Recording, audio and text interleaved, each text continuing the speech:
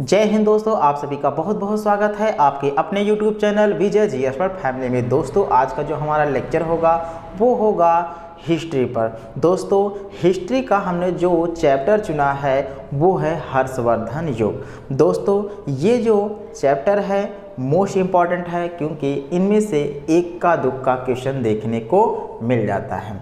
तो चलिए दोस्तों शुरू करते हैं आज का अपना प्यारा सा लेक्चर जो कि हर्षवर्धन युग पे होगा। दोस्तों ध्यान दीजिएगा, हर्षवर्धन युग को हम पुष्यभूति वंश या वर्धन वंश के नाम से भी जानते हैं। तो किस नाम से जानते हैं दोस्तों? पुष्यभूति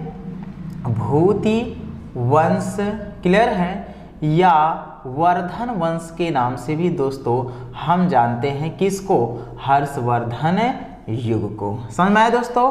तो हर्षवर्धन युग को हम पुष्यभूति वंश या वर्धन वंश के नाम से भी हम जानते हैं, क्लियर है। जैसा कि हमने बताया था दोस्तों कि मौर्य वंश के बाद गुप्त साम्राज्य का आगमन हुआ और गुप्त वंश का अंतिम शासक जो था दोस्तों वो था भानुगुप्त, क्लियर है। तो भानुगुप्त की मृत्यु के बाद गुप्त वंश का दोस्तों धीरे धीरे पतन हो गया और पतन होकर जिन नए राजवंशों का उदय हुआ उनमें दोस्तों मैत्रक था, मौखरी था, पुष्यभूति था। कौन कौन से दोस्तों थे? वो मैत्रक थे, क्लियर है, पुष्यभूति था, क्लियर है, और परवर्ती गुप्त, क्लियर है, परवर्ती गुप्त, और एक था दोस्तों मैत्रक। क्या था? मैत्रक, क्लियर है। इन नए राजवंशों का दोस्तों उदय हुआ कब हुआ? जब गुप्त साम्राज्य का पतन हुआ तब, क्लियर है। तो गुप्त साम्राज्य के पतन के बाद किन किन नए राजवंशों का उदय हुआ? वो था मैत्रक था, पुष्यभूति था, परवर्ती गुप्त था, और दोस्तों मैं कर दो लिख दिए मैत्रक, तो मौखरी था एक, क्लियर है। कौन? मौखरी, क्लियर है। तो इन नए राजवंशों का जब उदय हुआ तो इनमें से जो सबसे शक्तिशाली राजवंश हुआ वो था दोस्तों पुष्यभूति वंश, जिसे हम वर्धन वंश के नाम से भी हम जानते हैं। समझ में आया दोस्तों? आशा है कि इतना पॉइंट्स आपके माइंड में छप गया होगा। दोस्तों ध्यान दीजिएगा, पुष्यभूति वंश को वर्धन वंश के नाम से भी हम जानते ही हैं। दोस्तों इसने यानी इन्होंने जो अपनी राजधानी बनाई थी, क्या राजधानी जो बना के रखी थी, यानी पुष्यभूति के वंश के शासकों ने वो किसको बनाया दोस्तों? थानेश्वर को बनाया था, क्लियर है। तो पुष्यभूति वंश की राजधानी क्या थी दोस्तों? थानेश्वर थी। बिल्कुल अपने दिमाग पे सेट कर लीजिए, क्लियर है। दोस्तों वर्धन वंश का संस्थापक पुष्यभूति था, क्लियर है। ये पॉइंट बिल्कुल भी जानते रहिए दोस्तों कि वर्धन वंश का जो संस्थापक था स्वयं पुष्यभूति था। पुष्यभूति क्या है दोस्तों? नाम है। तो इन्हीं के नाम पर पुष्यभूति वंश मतलब पड़ा था। समझ में आया? तो वर्धन वंश का संस्थापक कौन था दोस्तों? पुष्यभूति था। इस वंश को ध्यान दीजिएगा दोस्तों वैश्य जाति से संबंधित बताया गया है, क्लियर है। किस जाति से संबंधित बताया गया है? वैश्य जाति से संबंधित बताया गया है, क्लियर है। तो ध्यान दी दोस्तों, हमने आपको बताया था उत्तर वैदिक काल में तो ब्राह्मण, क्लियर है, क्षत्रिय, वैश्य और शूद्र, क्लियर है। ब्राह्मण, क्षत्रिय, वैश्य, क्लियर है, और शूद्र थे। तो इनका स्थान दोस्तों वैश्य था, यानी एक वैश्य मतलब जाति से संबंध अपना रखते थे। किस वंश के शासक? पुष्यभूति वंश या वर्धन वंश के शासक, क्लियर है। इन्होंने अपनी राजधानी किसको बनाया? थानेश्वर को बनाया था, क्लियर है। वर्धन वंश का संस्थापक कौन था? स्वयं पुष्यभूति था। समझ में आया दोस्तों? आगे हम पॉइंट और भी समझते हैं दोस्तों। खेड़ा तथा मधुवन ताम्रपत्र में, क्लियर है, कौन सा? खेड़ा तथा मधुवन ताम्रपत्र में, क्लियर है, ताम्रपत्र में। दोस्तों ध्यान दीजिएगा वर्धन वंश की 4 राजधानी का उल्लेख मिलता है। तो किसकी? वर्धन वंश की कितनी राजधानी? 4 राजाओं का नाम देखने को मिलता है। दोस्तों मैंने राजधानी बोल रहा था, सॉरी। दोस्तों 4 राजाओं के नाम देखने को मिलता है। कहने के तात्पर्य हर्ष के पूर्वजों का नाम, यानी वंशावली जो हर्षवर्धन की वंशावली है उसमें हर्ष के 4 पूर्वजों का नाम देखने को मिलता है। क्लियर है। तो कौन से खेड़त था मधुवन ताम्रपत्र में वर्धन वंश या हर्ष के 4 पूर्वजों की जानकारी देखने को मिलता है। तो 4 पूर्वजों का नाम कौन का था दोस्तों? नरवर्धन, दूसरा क्या था? राज्यवर्धन, तीसरा आदित्यवर्धन और चौथा प्रभाकर वर्धन। क्लियर है। तो पहला क्या था? नरवर्धन। क्लियर है। दूसरा क्या था दोस्तों? राज्यवर्धन। क्लियर है। और तीसरा क्या था? आदित्यवर्धन। क्लियर है। और दोस्तों चौथा कौन सा था जल्दी बताइए? प्रभाकर वर्धन था। क्लियर है। प्रभाकर वर्धन। ध्यान दीजिएगा। तो इन 4 नए राजाओं का नाम ध्यान दीजिएगा दोस्तों, खेड़ा तथा मधुवन ताम्रपत्र में देखने को मिलता है। समझ में आया? कोई दिक्कत है? नहीं। समझ में आया? तो 4 पूर्वजों का नाम कहाँ देखने को मिला? खेड़ा तथा मधुवन ताम्रपत्र में देखने को मिला। कोई दिक्कत है? नहीं होना चाहिए। दोस्तों इसमें जो था प्रभाकर वंश है, कौन? प्रभाकर वर्धन। दोस्तों इस वंश का सबसे शक्तिशाली और महाप्रतापी राजा हुआ। क्लियर है। तो ध्यान दीजिएगा, इन 4 राजाओं में से सबसे शक्तिशाली कौन था? वो था प्रभाकर वर्धन हुआ। क्लियर है। प्रभाकर वर्धन की दोस्तों कितनी संतानें थी? 3 संतानें थी। 3 संतानें कौन कौन से थी आइए हम जानते हैं। क्लियर है। दोस्तों ध्यान दीजिएगा, पहला जो संतान था उसका नाम था राज्यवर्धन। क्लियर है। क्या नाम था दोस्तों? राज्यवर्धन। क्लियर है। ये सबसे बड़ा पुत्र था। फिर उसके बाद जो नाम आता है वो था हर्षवर्धन। क्लियर है। क्या नाम है दोस्तों? हर्षवर्धन। और तीसरी जो था एक पुत्री थी जिसका नाम था दोस्तों राजश्री। समझ में आया? तो प्रभाकर वर्धन की कितनी संतानें थीं? तो 3 संतानें थी, जिनमें से 2 पुत्र और 1 पुत्री थी। क्लियर है। कोई दिक्कत दोस्तों नहीं होना चाहिए, क्योंकि हर एक पॉइंट आपके लिए मोस्ट इम्पॉर्टेंट है। तो मोस्ट इम्पॉर्टेंट पॉइंट वैसे भी दोस्तों छोड़ना नहीं चाहिए। क्लियर है। दोस्तों ध्यान दीजिएगा, इन 3 संतानों में से राजश्री, ध्यान दीजिएगा, जब मान लीजिए बड़ी हो गई, क्लियर है, तो इसके विवाह के बारे में सोचा गया। क्लियर है। तो ध्यान दीजिएगा, थोड़ा इसको मिटाते हैं तो उसके बाद हम लोग समझते हैं। अब प्रश्न आती है कि प्रभाकर वर्धन के, क्लियर है, प्रभाकर वर्धन की कितनी संतानें थी?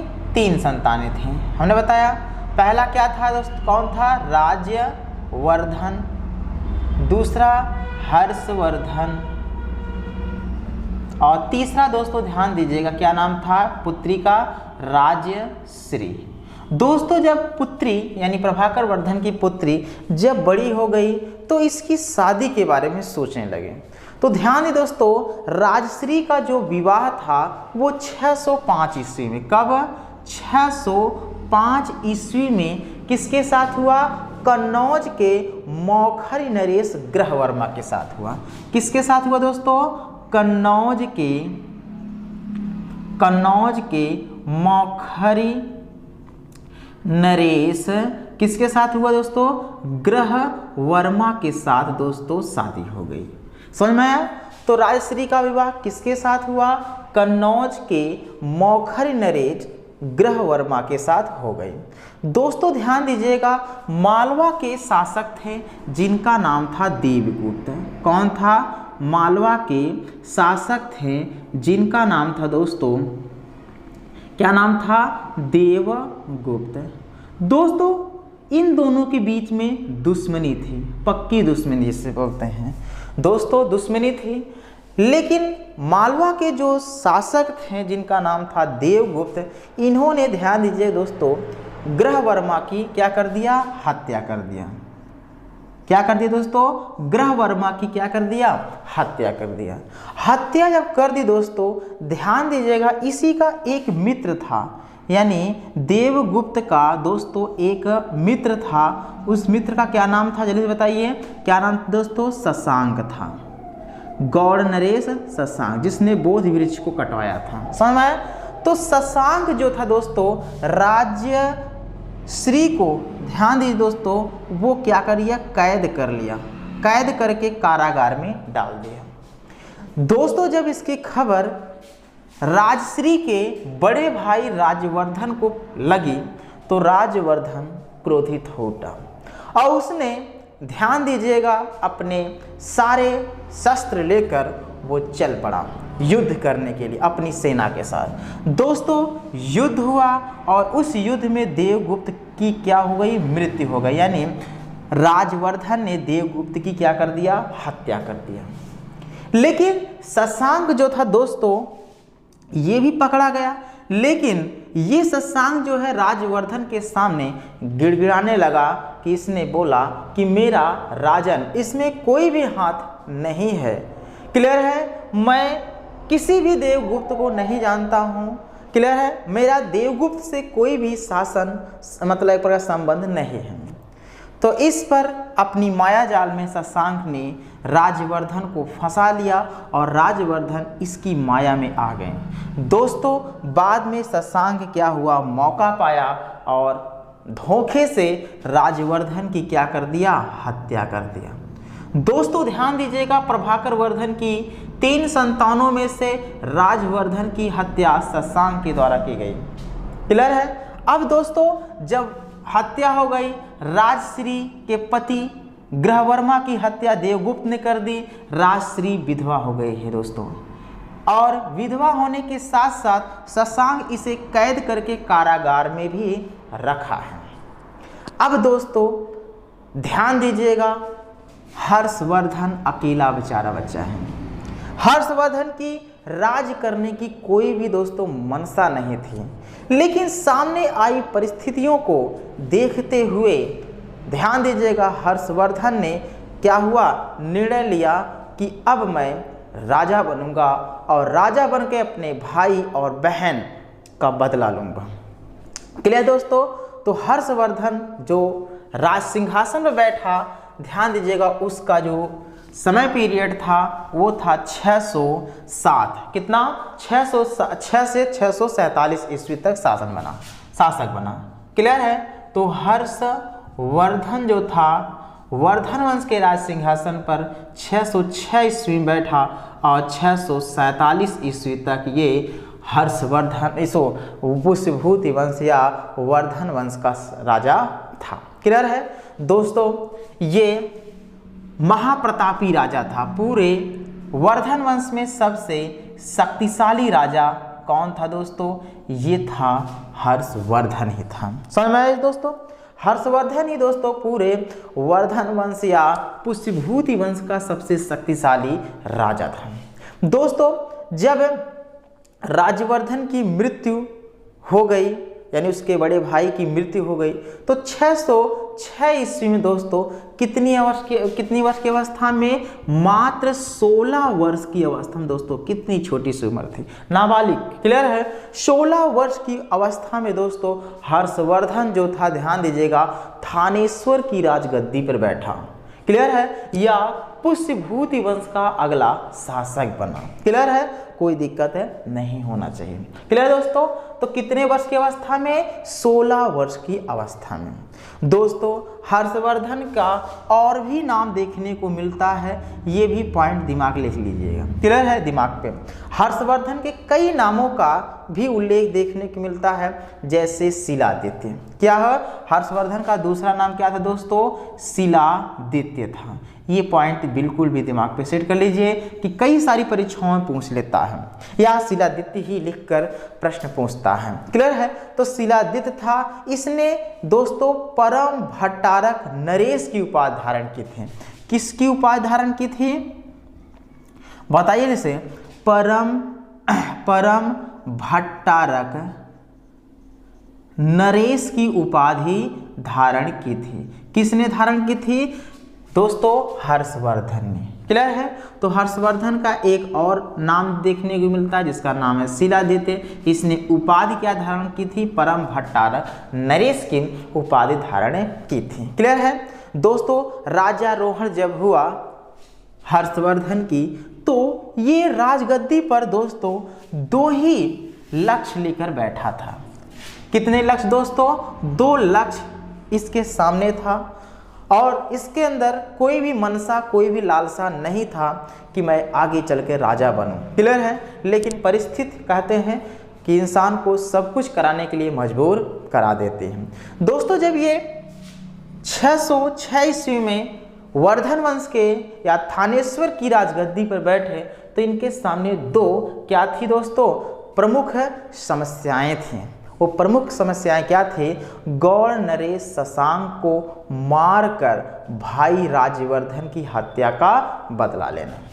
तो गौड़ नरेश शशांक को हेर कर बड़े भाई राज्यवर्धन की मौत का बदला लेना। क्लियर है, समझ में आया। दूसरी क्या समस्या थी? अपनी बहन राजश्री को ढूंढ निकाला। क्यों? क्योंकि शशांक जो था उसको कैद कर लिया कारागार में और उसको एक प्रकार से कहाँ रखा है ये अभी तक किसी को नहीं मालूम है। लेकिन अब सामने टारगेट है हर्षवर्धन के कि अपनी बहन राजश्री को ढूंढना और अपने बड़े भाई की मौत का बदला लेना। क्लियर है। अब हर्षवर्धन दोस्तों क्रोधित होकर ढूंढ रहा है पागल कुत्ते की तरह। क्लियर है, पागल इंसान की तरह, कुछ भी मान लीजिए, ढूंढ रहा है शशांक कहाँ मिल जाए ताकि मैं अपने बड़े भाई की हत्या का बदला ले सकूं। तो दोस्तों हर्षवर्धन ने यहाँ पर कुछ पॉइंट और भी समझ लीजिए क्योंकि यहाँ पॉइंट बनता है। हर्षवर्धन दोस्तों कश्मीर के शासक से बुद्ध के दंत अवशेष बलपूर्वक क्या किए थे? प्राप्त किए थे।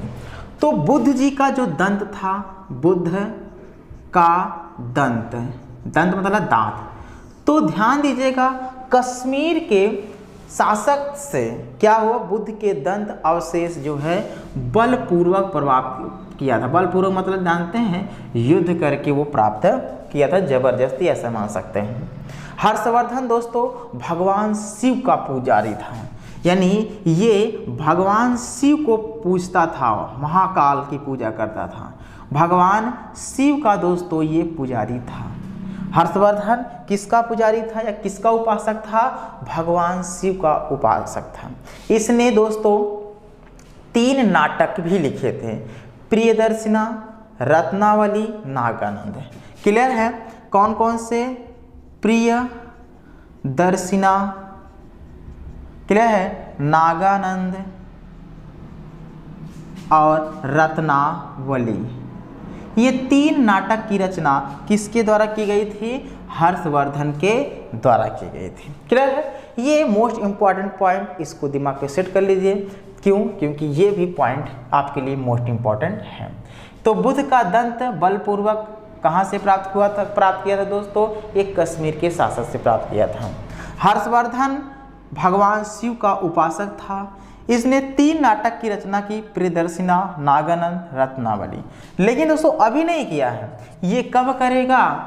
जब वध कर देगा किसकी? शशांक की। तब ढूंढ रहा है दोस्तों अब कब मिल जाए शशांक। क्लियर है, अर्थात गौड़ नरेश शशांक, जिसने उसकी बहन राजश्री को कैद करके रखा है। दोस्तों ध्यान दीजिएगा, हर्ष ने शशांक को ध्यान दीजिएगा ढूंढ रहा था, लेकिन मिल गया। कहाँ मिला, कैसे मिला, आए देखते हैं। कारागार था दोस्तों, कारागार में क्या थी? राजश्री कैद थी। किसी भी तरीके दोस्तों इसने मौका पाई। कौन? राजश्री मौका पाई और कारागार से वो भाग निकली दोस्तों। और भागते भागते यह कहाँ प्रवेश कर गई? जंगल में प्रवेश कर गई। समझ में आया दोस्तों? राजश्री को लग रहा था कि अब उसका जीवन नहीं बचेगा। क्लियर है, तो राजश्री का अंतिम निर्णय यही था कि अब मैं अपने आप को खत्म कर दूंगी। क्लियर है, क्यों? क्योंकि अब शशांक भी ढूंढ रहा है राजश्री को। क्लियर है, और राजश्री बेबस थी, क्या करे क्या नहीं। तो अपने सम्मान के लिए उसने एक निर्णय लिया कि अब मैं क्या करूँगी, अपने जान की आहुति दे दूँगी। दोस्तों, जंगल में कुछ विद्वानों का, इतिहासकारों का कहना है कि वो नदी में छलांग लगा रहे थे। कुछ लोग कहना है जंगल में वो आग में अपने आप को कूदने का प्रयास की। जैसे ही वो आग में कूदने चली, वैसे ही पीछे से उसका भाई दौड़ता हुआ आया, जिसका नाम था हर्षवर्धन। उसने संकेत दिया, बहन राजश्री रुक जाओ, मैं आ गया हूँ। जैसे ही उसने अपने भाई हर्षवर्धन की आवाज़ सुनी राजश्री, तो वैसे ही दोस्तों वो मुड़ कर देखिए, वास्तव में हर्षवर्धन ही था। तो इस तरीके से दोनों मिले और हर्ष जो था बिल्कुल क्रोधित में हो गया दोस्तों। और लास्ट में ध्यान दीजिएगा, हर्ष ने शशांक से युद्ध लड़ा और उसे युद्ध में पराजित कर दिया। दोस्तों, पराजित करने के बाद ध्यान दीजिएगा उसकी वध कर दिया, ऐसे मानते हैं। क्लियर है। और वध करके दोस्तों हर्ष जो था वो कन्नौज पर क्या कर लिया, अधिकार कर लिया। तो कन्नौज पर अधिकार कर लिया कौन, हर्षवर्धन। क्लियर है, कोई दिक्कत नहीं होना चाहिए। क्लियर है। अब आपके माइंड में दिमाग सेट हो गया। बाद में इसी कन्नौज को हर्ष ने अपनी राजधानी भी बना रखी। क्लियर है।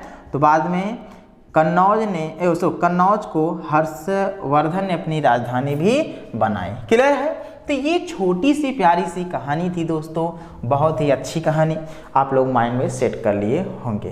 क्लियर है। तो हर्षवर्धन किसका उपासक था, भगवान शिव का। हर्षवर्धन ने कितने नाटक की रचना की, 3, प्रियदर्शिका, रत्नावली और नागानंद। क्लियर है। दोस्तों, बाणभट्ट, पॉइंट समझिए, किसकी बात कर रहा हूँ, बाणभट्ट की।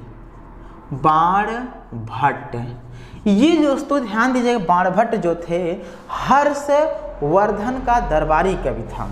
तो क्या था दोस्तों, हर्ष का क्या था, दरबारी कवि था। तो बाणभट्ट किसका दरबारी कवि था, हर्षवर्धन का दरबारी कवि था।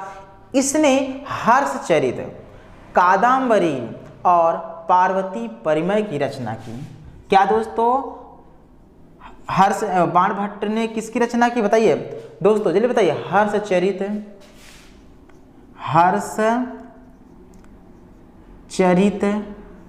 दूसरा है कादम्बरी और तीसरा है पार्वती परिमय। ये तीनों की रचना किसने की थी दोस्तों, बाणभट्ट ने की। समझ में आया। तो हर्षचरित, कादम्बरी, पार्वती परिमय की रचना किसने की दोस्तों, बाणभट्ट ने, जो कि हर्ष का दरबारी कवि था।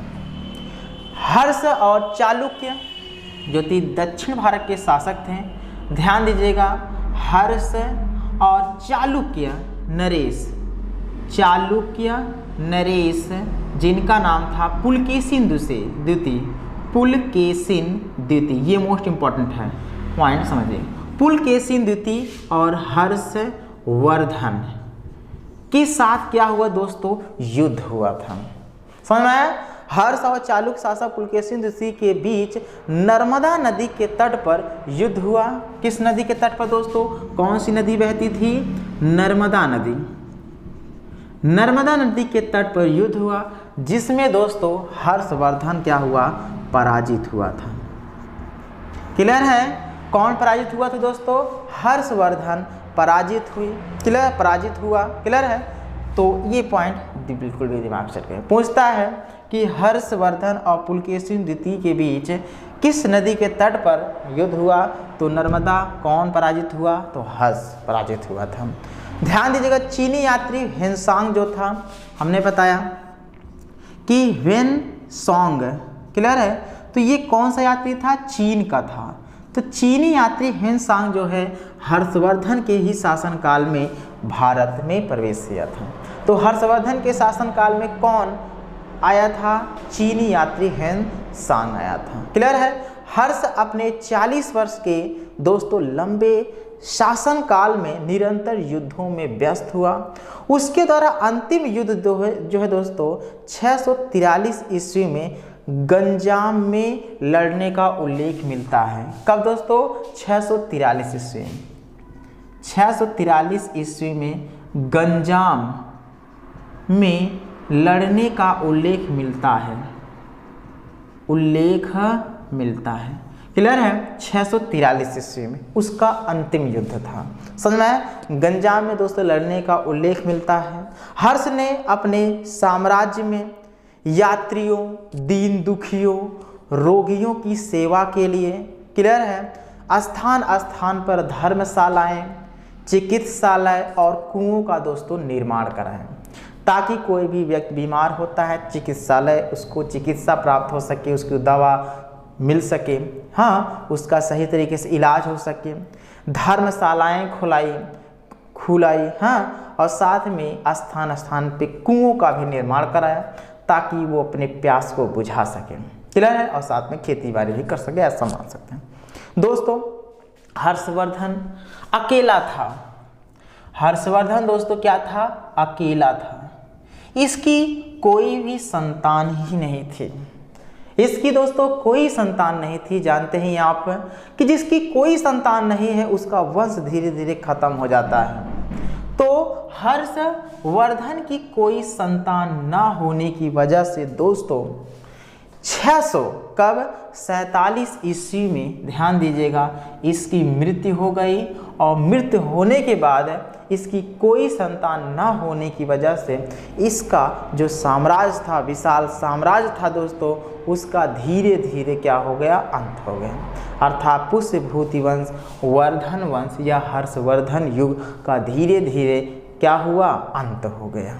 तो इस तरीके से दोस्तों ये हमारी छोटी सी प्यारी सी हिस्ट्री थी जो कि हम लोगों ने पढ़ा। क्लियर है? और दोस्तों गौड़ नरेश शशांक जो था, इसने गौतम बुद्ध को जिस वृक्ष के नीचे ज्ञान प्राप्त हुआ था, उस वृक्ष को यही बंदे ने कटवाया था। क्लियर है? तो चलिए क्वेश्चन सुनिए और प्रश्न का आंसर कमेंट बॉक्स में दे रखिए। क्लियर है?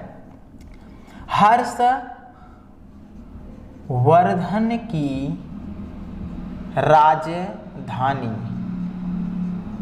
क्लियर है, क्या थी? या ऐसा मान सकते हैं पुष्यभूति वंश की राजधानी क्या थी, या वर्धन वंश की राजधानी क्या थी, ऐसे भी मान सकते हैं। आंसर वही होना चाहिए। क्लियर है? ध्यान दीजिएगा, या हर्षवर्धन ने 3 ग्रंथों की रचना की, उसके नाम बताइए। हर्षवर्धन ने तीन रचना की थी, यानी 3। ध्यान दीजिए दोस्तों, एक प्रकार से हर्षवर्धन ने, क्लियर है, 3 नाटक की रचना की, ऐसे मान सकते हैं। हर्षवर्धन ने 3 नाटक की रचना की, उसके नाम बताइए। क्लियर है? जल्दी से आप लोग इसको कमेंट बॉक्स में लिख डालिए। तीसरा क्वेश्चन आपके लिए है दोस्तों। तीसरा क्वेश्चन है कि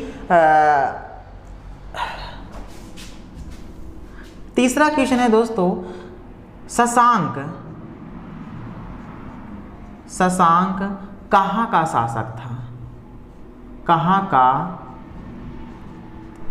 शासक था? क्लियर है? इस प्रश्न का आंसर कमेंट बॉक्स में दे देना है। क्लियर है? दोस्तों वर्धन वंश का संस्थापक कौन था? वर्धन वंश का संस्थापक कौन था? क्लियर है? 5वां है देवगुप्त की हत्या। देवगुप्त की हत्या किसने की थी? तो इन 5 प्रश्नों का आंसर दोस्तों कमेंट बॉक्स में लिख डालिए। और दोस्तों आशा है कि ये आपको लेक्चर अच्छे से समझ में आया है। दोस्तों यदि अच्छे से समझ में आया तो वीडियो को सबसे पहले आपको लाइक करना है। लाइक करने के बाद दोस्तों प्रश्न का आंसर जो है उसको कमेंट बॉक्स में लिखना है, और साथ ही में दोस्तों अगर नए जुड़े हैं चैनल से तो उसको सब्सक्राइब भी कर दीजिए। तो चलिए दोस्तों, कल फिर मिलते हैं एक नए लेक्चर के साथ। आज के लिए बस इतना ही। जय हिंद, जय भारत।